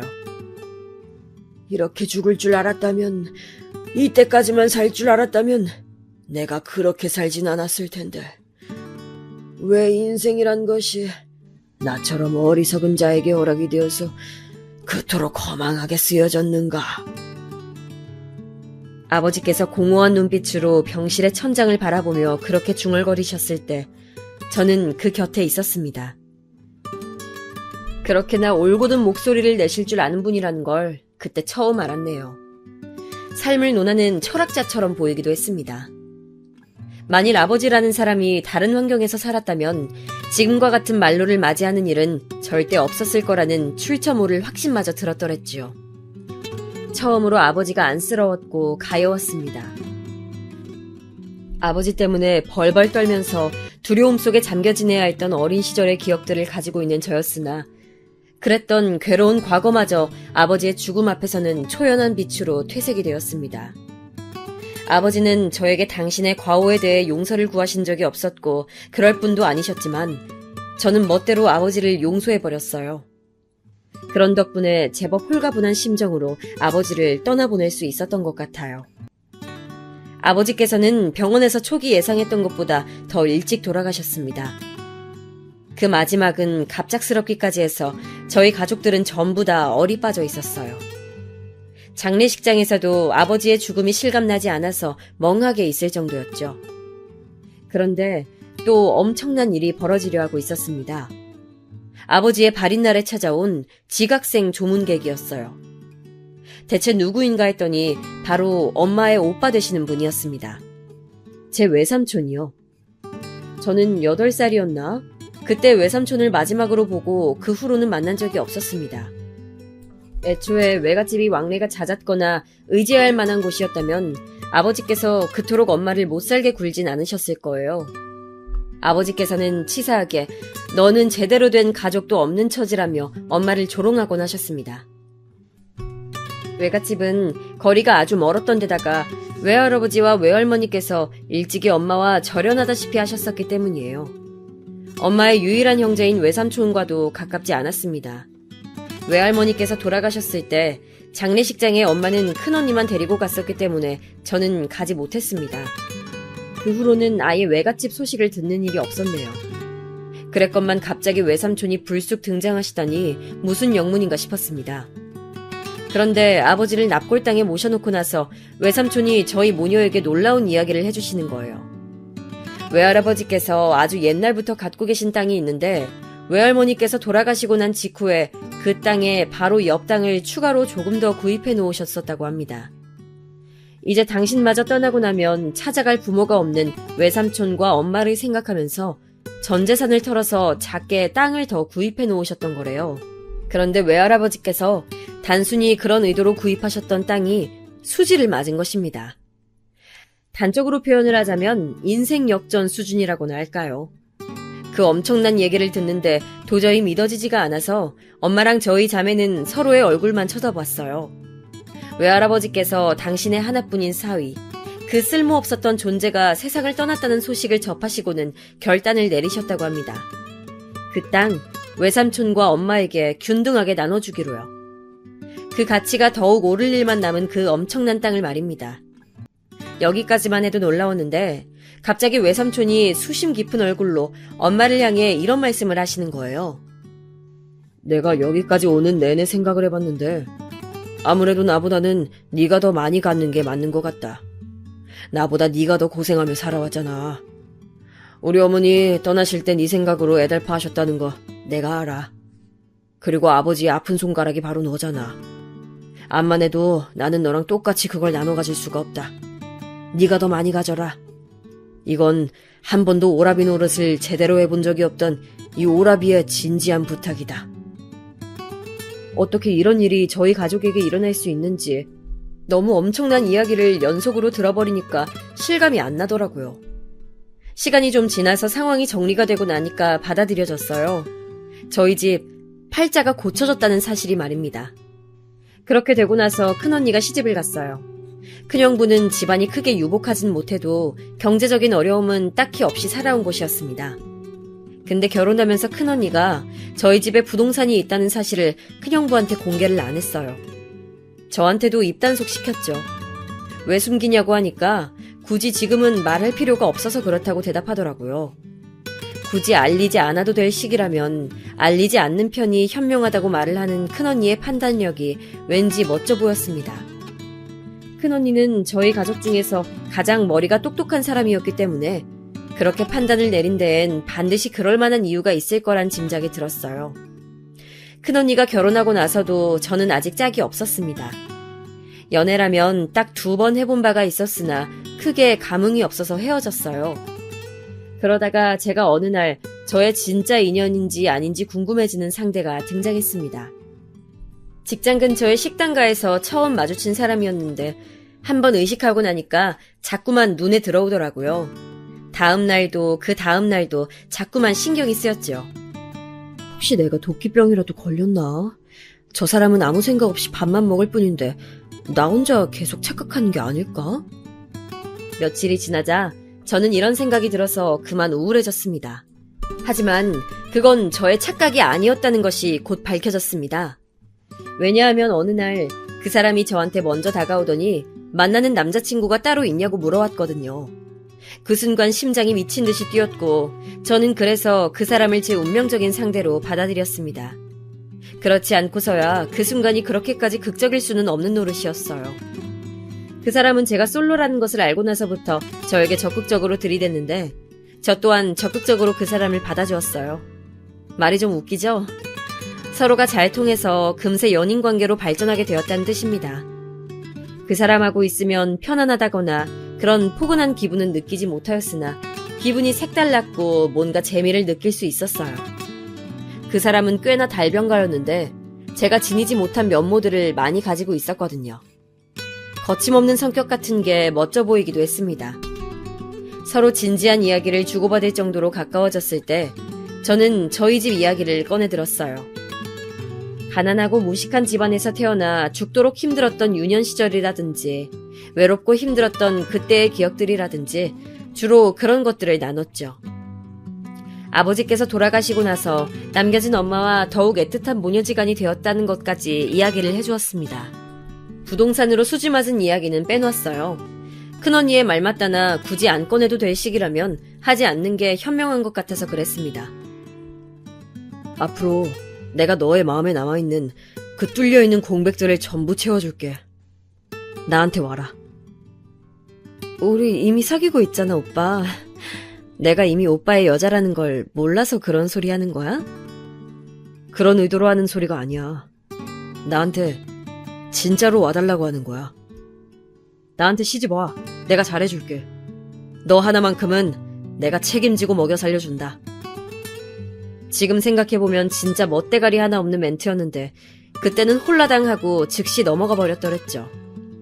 그 분위기에 취해서 그랬던 것인지 어쨌는지는 모르겠으나 저는 결혼에 대한 생각을 품고 있었고 마침 그 사람이 그렇게 말을 해오니까 마음이 기울고 말았던 것 같아요. 어쩌다 보니까 어영부영 결혼이 진행되게 되었고 이듬해 저는 결혼해서 그 사람의 아내가 되었으며 그 사람은 저의 남편이 되었습니다. 제가 결혼할 때 작은 언니는 멀리 집을 이사가느라 정신없이 바빴고 큰 언니는 임신 사실을 알게 된 직후였기 때문에 깊은 관심을 받진 못했어요. 결혼하고 나서도 엇비슷했던 것 같네요. 언니들이 다 자기 생활에 너무 바빴기 때문에 왕래를 자주 하기란 무리였고 다만 저는 엄마와 연락을 거의 매일 하면서 지냈습니다. 시댁이 신혼집에서 멀지 않았기 때문에 일주일에 한 번꼴로 찾아가 뵈었는데 겉으로는 아닌 척 굴었지만 속으로는 불편했어요. 왜냐하면 결혼 전에 그 시댁 식구들이 저를 얼마나 탐탁지 않아 했는지 제가 다 봤었기 때문이죠. 그게 자꾸만 속에 남아서 저를 괴롭혀댔습니다. 솔직히 말해서 시댁 집안도 크게 별 볼 일은 없는 수준이었건만 저희 친정 집안을 얕잡아 보면서 형편이 빈약한 너희 집안이라는 등 그런 식으로 아주 함부로 말씀들을 하셔서 제가 기분이 몇 번 상했었어요.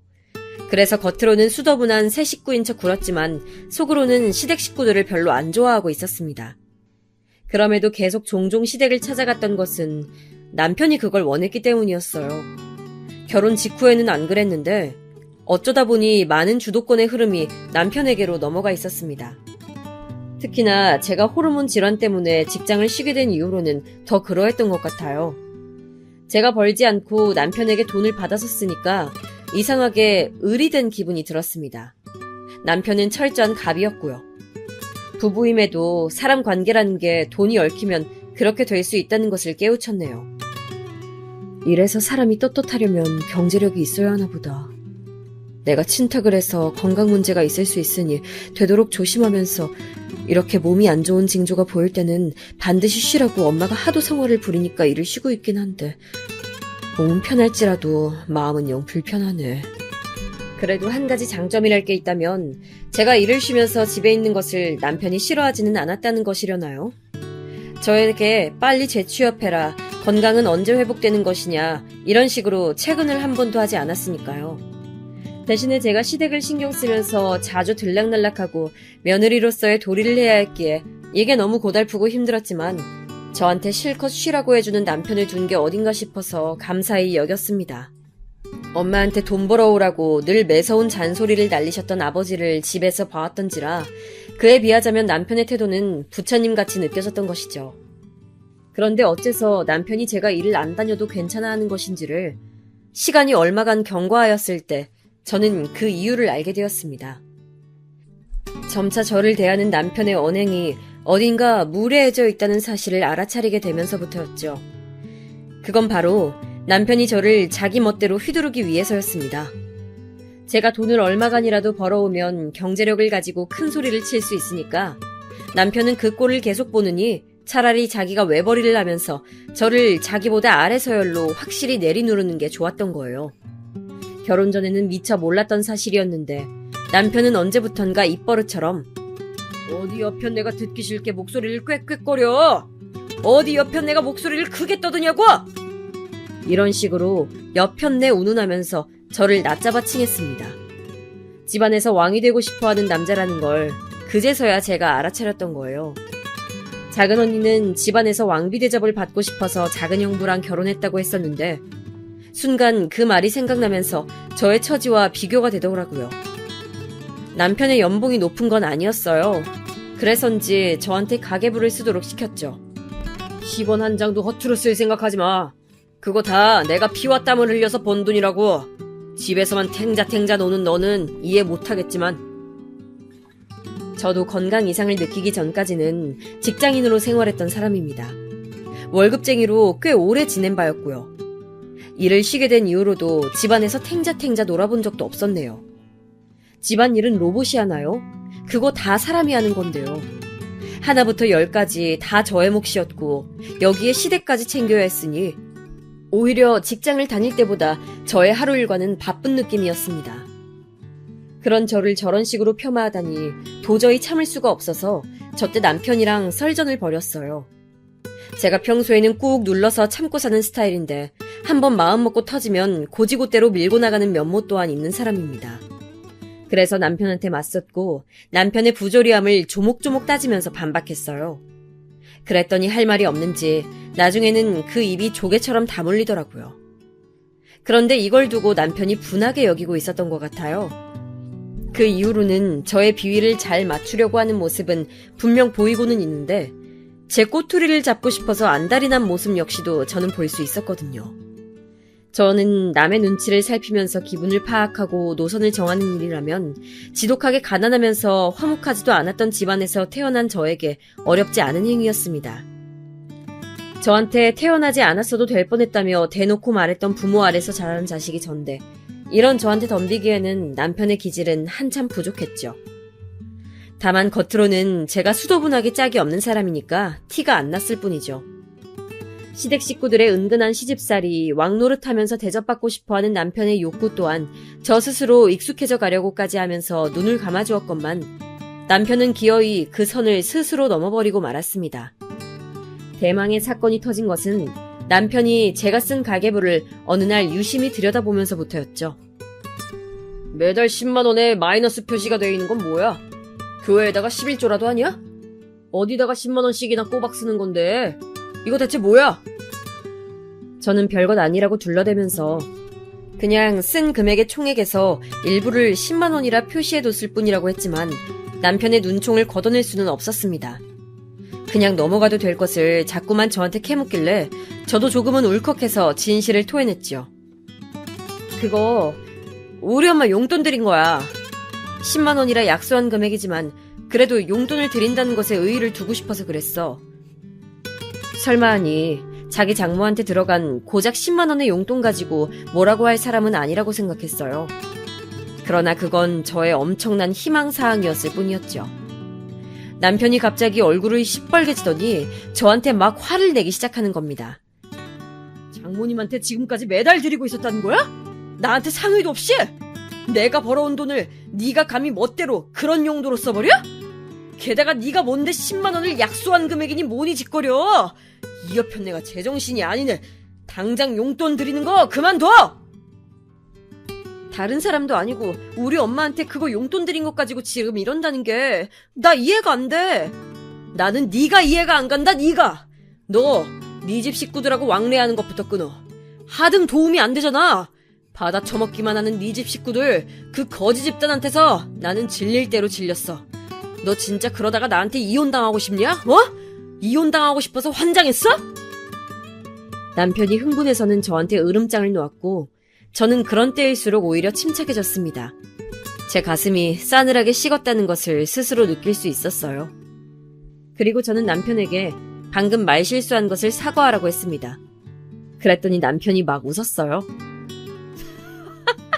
사과? 사과 좋아하시네. 너야말로 당장 나한테 사과해. 내 돈 10만 원. 지금까지 멋대로 써서 미안하다고 사과하라고. 이 여편네야 안 그러면 이혼일 줄 알아. 제가 이혼이라는 카드에 겁이라도 집어먹은 줄 아는 모양이었어요. 웃긴 일이었죠. 그래서 저는 남편에게 사과하는 대신에 이혼하자는 대답을 해줬습니다. 그런 저를 남편은 센 척한다며 비웃었지만 저는 진짜로 이혼 서류를 준비했어요. 제가 먼저 도장을 찍었죠. 일이 이렇게 될 줄 몰랐는지 남편은 머뭇거렸고요. 왜? 나랑 이혼하기 싫나 봐? 사실은 내가 너무 좋아서 죽겠고 놓치기 아까운 여잔가 봐? 제가 도발했더니 역시나 남편은 욱하는 성질머리대로 즉각 도장을 찍었습니다. 저는 이혼 절차를 밟고 나서야 굳이 공개하지 않았던 사실을 알려주었습니다. 친정집이 사실은 엄청난 부동산 부자라는 걸 말이에요. 제가 지도 앱을 켜서 대강 위치를 보여주며 말했습니다. 여기서부터 저기까지 다 우리 집 땅이야. 네가 도둑놈일까봐 미리 공개를 안 했었는데 지금 보니까 그러길 잘한 선택이었네. 처음에는 믿지 않았던 남편이었으나 제 말이 사실이라는 걸 알고 나자 바로 저에게 무릎을 꿇었습니다. 한 번만 봐달라면서 애처롭게 빌더군요. 그렇게 눈물 콧물을 다 흘릴 줄 아는 남자였다니 정말 놀라웠습니다. 하지만 제 결심을 번복할 작정이었다면 저는 이혼 서류를 작성하기 전에 친정 재산을 공개했을 거예요. 아예 빼도 박도 못하게 이혼하고 남편을 후회하게 만들고 싶었기 때문에 그리 진행했었던 거죠. 남편은 물론이고 시댁 식구들까지 가세해서 저의 바짓가랑이를 붙잡았지만 저는 뒤도 안 돌아봤습니다. 그렇게 이혼을 해서 완전히 남남이 됐죠. 순간적인 감정에 휩쓸려서 영 이상한 놈과 결혼까지 했던 저의 미숙함을 반성했어요. 실패가 있기에 빛나는 성공이 있을 거라고 믿으면서 금세 기운을 차렸지만 말이죠.